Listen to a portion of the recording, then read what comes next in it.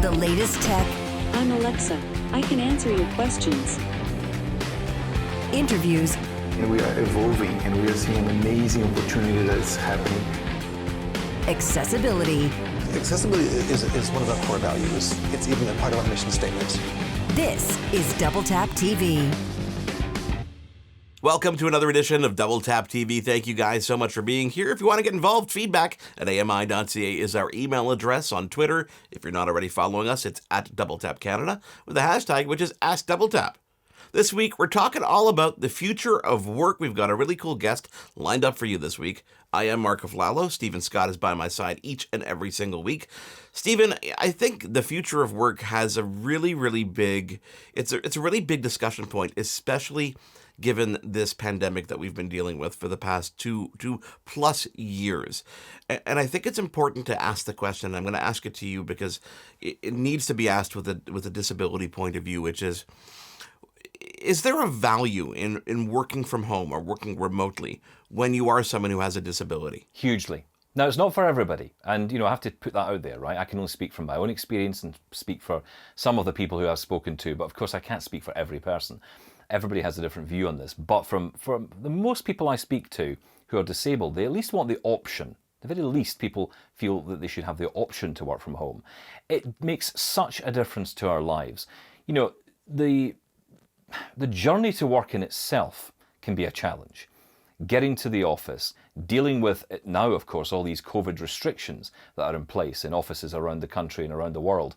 There are all these restrictions and social distancing, and as a blind person, that can be really challenging. Simple things like knowing where the hand sanitizers are, if they get moved or get changed, or, they move from being the kind you push manually to, ones you just put your hand under. Knowing these kind of things, if you can see, you can understand all that. You can gather that information. You can, deal with that situation quickly. You know the answer to that. It's very quick. But, if you're blind, you're just essentially stumbling your way around trying to figure all this out and hoping that people will keep you up to date with what's going on. But of course, there's so much changing landscape in the workplace that it can just be quite unnerving. Now, that's been the case for many years for many people. If you're working from home, your environment is yours. And, when I started working from home way back at the beginning of 2020, I don't know, I just felt so much better about my job. I was able to focus on my job because I wasn't worrying so much about the environment around me. I wasn't worrying about that journey to work, making sure I didn't miss the train, trying to remember how many steps it is from the top of the train station entrance to the bottom where the train comes in, and making sure I'm there on time, and factoring in other transport and all these other things you've got to think about in the journey of life and getting to work. I didn't have to do all that anymore, so it meant I could focus on the job at hand and feel a bit more relaxed. And I have to say, from a mental health perspective, certainly from my point of view, I just felt a lot more relaxed. I felt a lot more chilled out. It didn't make the work any easier. Still, there was work to be done. But at the same token, it made me feel more comfortable because I was more in control of my environment. There's so much volatility with the job market these days. This is worldwide. They're saying there's a job shortage in certain industries, which I think may or may not be the case. I think there's also, a lot of people who are now picking and choosing the work in which they want to venture into. But I'm curious about your opinion in terms of how the pandemic has changed our chances of getting a job in the first place. Well, it's more difficult in some ways. Where you say, most people are picking and choosing the jobs, that's true for most people, but that's not the case for most disabled people. They don't have that choice. You tend to find that a disabled employee is far more loyal to a company than someone who isn't disabled. And I can say that with a certain amount of certainty for most, if not all, disabled people. Of course, there are lazy people out there who are disabled as well, right? There's always that guy or girl in the office who, doesn't really quite pull their weight. That's the case with anybody in any place. But with disabled people, there is a tendency, because it's so difficult to get hold of a job, that you want to try and keep hold of it. So, you're less likely to just make the move and change. And if you are in a position where you've been let go from your job and you're trying to find a new one, think about that nowadays. You're up against everybody else who is trying to get that same job as you are. And in a world where disability, despite the progress we've made, and we have made a lot, we shouldn't forget that, but we're still in a world where people still see disability as a major negative. We've got to change that. We've got to change that attitude. We hope shows like this go some way to do that. We hope the interview we have today with Dave Dame will show you the capability of people with disabilities. We have to push that message forward. because we have to be seen as, if not equal, certainly as capable as anybody else who's going for that role. You know, Dave Dame is on deck and he's standing by, and he's a director of accessibility for Windows and devices at Microsoft, which leads me to my final question here in this segment, which is, you know, how has Microsoft helped the disabled community in terms of, you know, employing them, in terms of employing disabled people? Well, it's about employing disabled people, of course. That's massive, and that shows the very things I'm talking about, which is showing the capability of people who are disabled by showing what they do. But it's also the fact that they showcase people with disability, not in some kind of show way, as in, you know, for example, it's like, oh, look, we've employed a disabled person, let me show you this. That's not what I mean. What I mean is that they show through the work they do, through the products they create, that they invite disabled people in to have their say. They create products with disabled people, not for disabled people, and that's really important. But also they message that to the world as well. They tell the world about the value of disability, the value of disabled people, and the value of the tools that make technology more accessible, to show that someone who is going into a job can use the same tools that you're using and still do the same job without that much in the way of adaptation. Maybe there might be some, but ultimately a lot less than there used to be, because of the accessibility tools they've put into their software. So it's the messaging that really Microsoft, I think, needs to be credited with here. Well, let's dive in a little bit deeper, or a lot deeper, with Dave Dame after we take a quick break here on DoubleTap TV. He is Stephen Scott. I am Marc Aflalo. Dave Dame is on deck right here on DoubleTap TV. For more great DoubleTap TV content, visit AMI.CA/DoubleTap.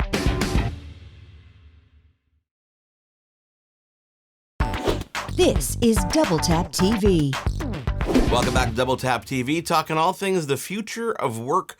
What does it look like when you're disabled? Well, we're going to find out more with our next guest. I am Marc Aflalo. Stephen Scott is by my side, and we welcome Dave Dame, the Director of Windows and Devices Accessibility at Microsoft. Dave, thank you so much for being with us this week. Thank you for having me. This is going to be fun. Dave, tell us a little bit about yourself. How did you get to work with Microsoft? Well, that's a really interesting story. So just for the audience, I was born with cerebral palsy and I use a power wheelchair. And when you're born in the 70s, there wasn't really a pathway for somebody with a disability to get an education and to have a career, especially where I was born in Windsor, Ontario, right? But luckily I was born with the right parents that were stubborn. And it couldn't have been at any better of time where there was more rights coming up for people with disabilities, and technology was really starting to take shape. And technology was going to be the vehicle that would really handle for all the mismatches in the world. I always like to say it's not my cerebral palsy that holds me back, rather the mismatch in environment to accommodate my cerebral palsy that holds me back. So technology was a great level setter. So fast forward, I graduated university, worked at many technology companies as a developer, as a product manager, and then I started leading a lot of large teams, groups, and organizations. And last year when I turned 50, I was vice president at a major bank. And, you know, up until that point, I think you can imagine, you're always asking yourself, what do I want to be when I grow up, even at 50?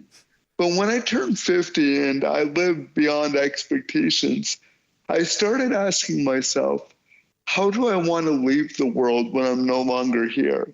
And I got to speak at Microsoft Toronto right before the pandemic, back when you did talks in person. And that started the relationship. This role came up to lead accessibility for Windows and devices. And they were offering me the opportunity to work remote hybrid.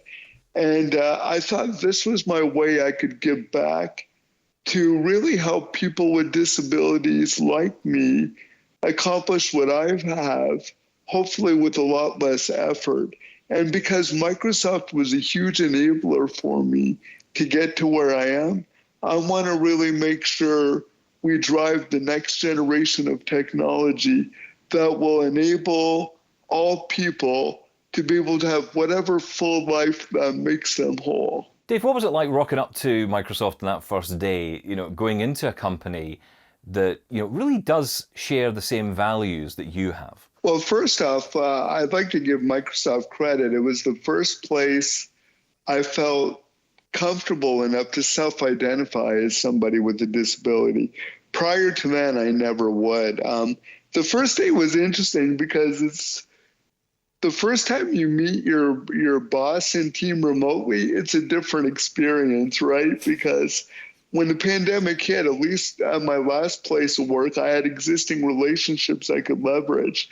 So it was really interesting the first day coming in, meeting people virtually and remote. And it was like trying to drink from a fire hose, right? Like you have to do all your onboarding, compliance training, and Microsoft is this huge company. But what really struck me the first few days was their authenticity, kind of like what you said, Stephen. They have done the messaging, they've invested in technology. Panos always likes to say, the people that use our product should be representative of those that make the product. And to really be able to see the genuineness and authenticity throughout the organization, to really feel it's genuine, right? Because as an outsider, you're always like, is this true? Are they just putting this on? But being able to experience that authenticity on the first day, and even up until now, it's been 7 months, has been really, really gratifying and confirming that I made the right decision to pivot my career here. Dave Dame is our guest this week on Double Tap TV, but we're going to take a quick break and come back with more after this. For more great Double Tap TV content, visit AMI.CA/DoubleTap.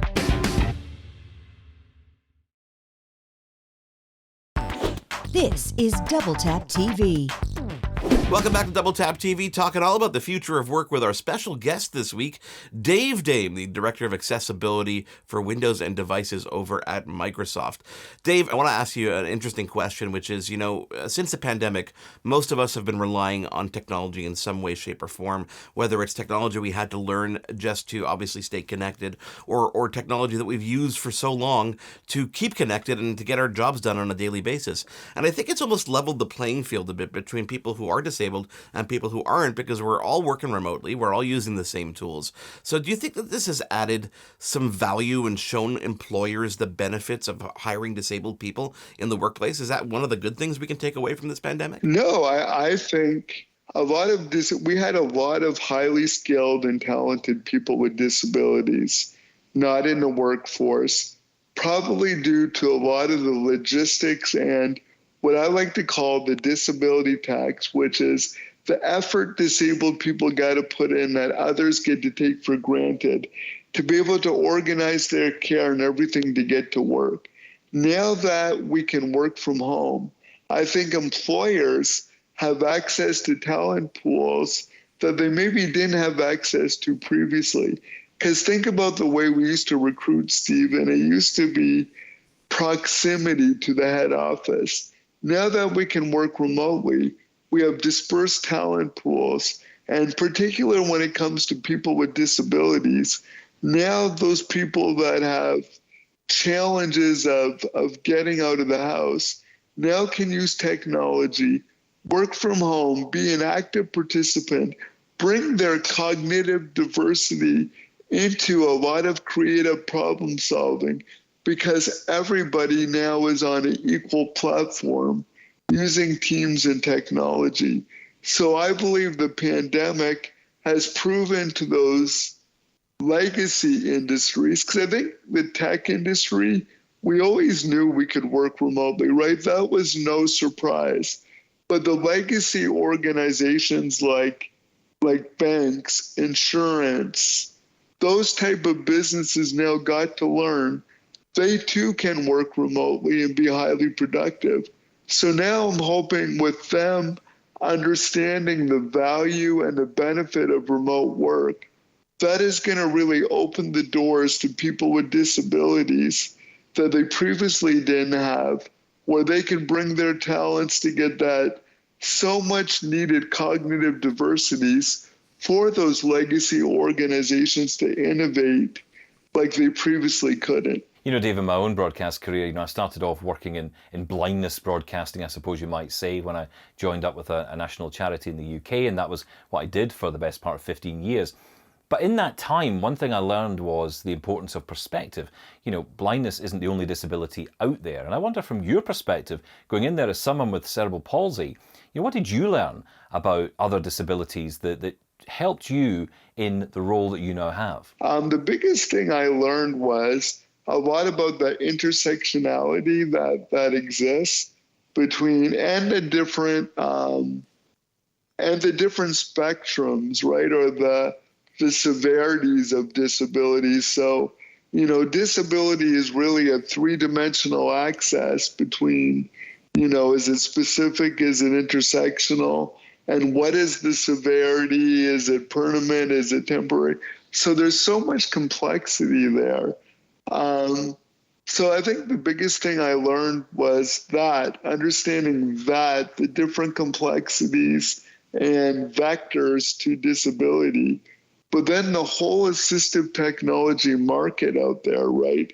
There's such a market out there, and what I learned in my research to really design our roadmaps and to put it together was there's almost I think there was $10 billion in IP reserved to do assistive technology in the next 10 years. Clearly Microsoft are really pushing this positive message about disability and showcasing the capability of us disabled people and everything that it does through the software it creates, through the hardware it creates, through employing disabled people like yourself to talk about the issues that we face. That is really important. But it is really important as well for the company to understand the people who it's serving, because of course disability comes in many different forms. It can come from birth, or it can be acquired. Or by aging, right? You're right, it is part of the DNA, and kudos to, even before I got there, we have Jenny LaFleury really trying to close the disability divide in education and the workplace, and all her advocacy out there. But I think what's really special about Microsoft too is we're not doing it just to benefit Microsoft. We're actually working with industry partners and other tech companies to share a lot of the best practices and a lot of learning, because we really believe in by rising the tides, all boats rise, right? So we're really looking at it even beyond Microsoft to really, how do we ensure we create a really inclusive and accessible ecosystem? But you're right, it is part of everything we decide and do. Can we get better? Absolutely, right? I'm not going to sit here and say we're perfect. There's still things we're trying to drive to be better. And as somebody with a disability, I don't know what perfect would look like, but I think we all know what better can look like. So what I really enjoy is iterating and always getting better, learning from our ecosystem and partners, as well as sharing a lot of our best practices and learnings we're getting. Because, if we create a wider, successful ecosystem, all users with disabilities win. And that's what we're really aspiring to do. And what about education, Dave? That's another area, isn't it, where, I remember growing up being at school where I had to use specialist tech that no one else was using. I was always the odd one out in the class. I'm wondering if you were in the same position. What do you think it means when I think about the products like the Surface Laptop SE, for example? This is a standard piece of kit that every child's going to have. It's going to have all that accessibility built in. So this, children at school who are disabled will use the same technology as their friends. That means a lot, doesn't it? Well, exactly, right? Now, because technology is blended into the core of the product, they're not the add-on accessories, right, where we had to have apps on top of apps, separate programs. And during our time, Stephen, our parents didn't know what technology was available. Our teachers didn't know. So in the education space, we're really trying to work with educators to educate ourselves in what they need in the classroom, but really to help educate themselves in how assistive technology can meet the needs of their students, to close that disability gap, but to make the technology inclusive. Because I was sharing this story a while ago as an executive, right? When I used to get my device modified, right? I would go into an occupational therapist. They would modify it so it was easier for me to open up my device and use it. But the modifications they put on my device made my device stand out from my peers around the table. So I was reluctant to pull it out because I didn't want to look like an outsider to the group, right? But what I like about what Microsoft is doing, by building in the technology inclusively, using the same kind of product making care to ensure the aesthetics are aligned with the quality and the ability of performance. It's not just enough they can use the technology, but can they use the technology and feel included in the environment they're in? And that's what's really magical about not simply just building a product somebody can use. We're really driving to ensure it's going to be a product somebody would choose. Compliance isn't enough. What a great quote. Compliance is not enough. Compliance isn't enough. Dave Dame, Director of Accessibility for Windows and Devices over at Microsoft. If you haven't had enough of Dave, don't worry. We're going to keep Dave around for another show where we talk all about his work on Surface devices, and that's coming up in a couple weeks here on Double Tap TV. Thank you guys for joining us this week. I hope you learned a little bit. On behalf of Steve and Scott, Dave Dame, and myself, I am Marc Aflalo. We'll catch you again on our next episode of Double Tap TV. Thanks. Hosted by Marc Aflalo and Stephen Scott. Editing Jordan Steeves and Marc Aflalo. Voiceover Anna Vicino. Integrated Described Video Specialist Ron Rickford. Coordinating Producer Jennifer Johnson. Director Production CARA Nye. Director Programming Brian Perdue. VP Content Development and Programming John Melville. President and CEO David Arrington. Copyright 2022 Accessible Media Inc.